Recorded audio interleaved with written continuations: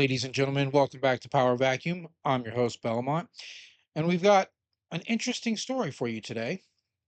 Uh, I didn't realize this, but there is a Subnautica 2 lawsuit going on, and I only just found out about this a couple days ago, but I haven't had a chance to record. But I wanted to cover this story.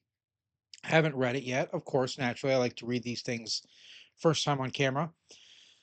But from Games Radar, as Subnautica 2's ugly $250 million lawsuit debate rumbles on, its new CEO hits back at claims the game was delayed to save a huge payout. Excuse me. Unknown World CEO Steve Papoudis, that's how I'm pronouncing it, I'm not sure how, also says he's not there to upend any of the development. Steve Papoudis, the new CEO of Subnautica 2 developer Unknown Worlds, has dismissed claims that Krafton delayed the sequel in an effort to prevent developers from receiving a $250 million revenue target payout. In a newly public 58-page lawsuit, oh, well, I guess that's why I haven't heard about it, because it just recently went public. I think this is, well, I don't normally like to pull away from articles like that. Oh, stop it. Open link, a new tab. When was this posted? 5 days ago. So this was just dropped 5 days ago. So I was a couple days behind on catching up with it. But wow, whoa, dusty in here. Um, where was I? Eight lawsuit ousted former Unknown Worlds leader Charlie Cleveland, Ted Gill, and Max McGuire claim Krofton flagrantly breached both the letter and the spirit of the promises at the very core of its agreement to purchase Unknown Worlds, largely to deny the developers the $250 million payout stipulated at the time of Krafton's $500 million acquisition. Talking to Games Radar, Papoudis said, I don't think that's the case. Personally, what was presented to me when I was asked to participate and help this team was nothing but encouragement for making a great game from Krafton. A commitment to players, a commitment to the creative process, a commitment to ensuring that when we do choose to go to early access, it meets players' expectations. That's all we've ever been discussed to me. Or that is all that's ever been discussed to me. And that is a huge part of why I felt good to be stepping in and accepting this opportunity. Yeah, I'm sure the massive paycheck had nothing to do with it, right, guy? Like, no, no, yeah, CEO, make millions of dollars. But the the gaming aspect is what you really brought you to the table. Yeah, sure. Okay. I don't believe any of that shit from these game developer CEOs. If you're part of a big ass company, you're there for the money. And that's why games have been going downhill because they care more about making money than they do about making art. But that's a whole nother argument. Uh, Krafton itself has gone on the record to deny that there are any contractual or financial consideration behind the delay and that a release date shift was being considered even before the leadership shakeup that stirred this whole dispute into motion. So, little rebuttal to that statement. Um, you're gonna say that. You're probably required to say that by your legal team, that there was no contractual or financial consideration in the delay. It's like when you ask a pro wrestler or a bodybuilder if they're on steroids, because most steroids are illegal. The appropriate and legal response is no, of course I'm not on steroids. Of course I'm natural. Now, is that answer true? Probably not in most cases, just like this. Is this answer true? Probably not. But they're probably compelled, more than likely compelled, to give that response. Papoudis repeatedly stressed during our conversation that he sees his position as Unknown World CEO as more of a support role than someone driving the creative direction of Subnautica 2. I'm not coming into this situation where they need creative leadership, he said. They've got that covered. Where they need a person to lead the day-to-day development plan, they've got that in place. I'm coming in to do whatever I can in terms of support within the greater organization to help keep an eye out for anything that's related to the project that is not necessarily about the development. Any other business related aspects, any alignment with partners outside of the direct development team, and obviously share my experience and my insight with the team as needed. Well, it sounds to me like you're more of a legal consultant than a CEO. CEOs are supposed to lead, and it doesn't sound like you're actually doing leading, you're following. But I don't know the scope of your contract. Papadis also assured he isn't coming in here to upend any of the development. They've got a creative vision. They've got a wonderful team of developers. That is what is required here. That that's what it said. That is not what is required here.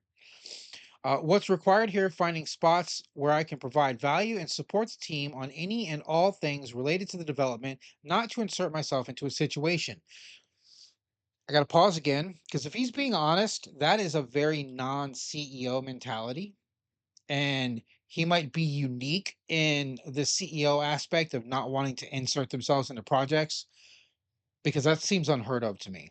And again, this might be some sort of lie that he's compelled to tell, but only time will reveal the truth of that situation. The dispute between Krafton and former Unknown Worlds leadership seems to evolve and intensify by the day, and there's a good chance we'll never hear the full story from an impartial perspective, particularly now that the ongoing litigation is making those involved rightfully reticent to share details publicly. Subnautica 2 is due out in early access next year. I thought Subnautica 2 was already out.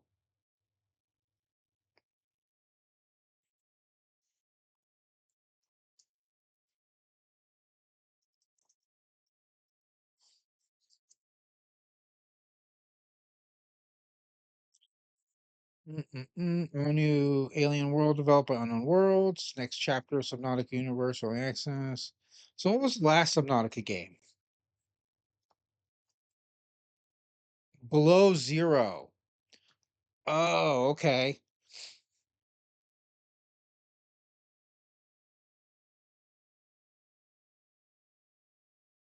Hmm. So, Below Zero is a standalone game, right? I just assumed Below Zero was Subnautica 2. My mistake.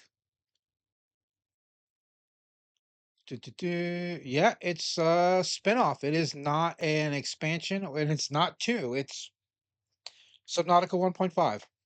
Um, why you wouldn't call Below Zero Part 2 is beyond me, but okay, whatever. But there you have it. There seems to be, I guess, what is the lawsuit? Let me jump into this real quick. Fired Subnautica 2 leads suing Krafton say the company was not focused on a successful launch because it was too busy sabotaging that launch to avoid paying a $250 million bonus. Krafton responds to the lawsuit. We look forward to defending ourselves in court. I'm sure you look forward to it, but here's the thing. If it makes it past arbitration and makes it into court, then there's going to be discovery, which is when lawyers get to look at emails and text messages and anything that has to do with anything about the game. And it very well, a discovery is usually when companies' defense or prosecution falls apart because that's when the real truth comes out. So let's hope this makes it all the way to full litigation and we actually get to the discovery level and we'll find out what's really going on. Because whether or not all it takes is one text message between upper individuals to say, hey, we can save a ton of money if we delay the release, and then that's probable cause. But now it might not be proof, but it is substantial evidence which could be held as a proxy to proof. But I've been out of the legal system for a long time. I'm not sure what's changed, what rules are still in effect, or what kind of like silly little shitty lawyer loopholes there are. But interesting that this is happening. So it seems that they feel slighted, whoever developed this, that they were supposed to get a $250 million bonus and that the delay was the cause. Now, if the delay caused them to lapse in their bonus, they might have a solid case. If, there's proof that had the game come out earlier than intended, they would have gotten the bonus. And now that it's coming out later, that they won't.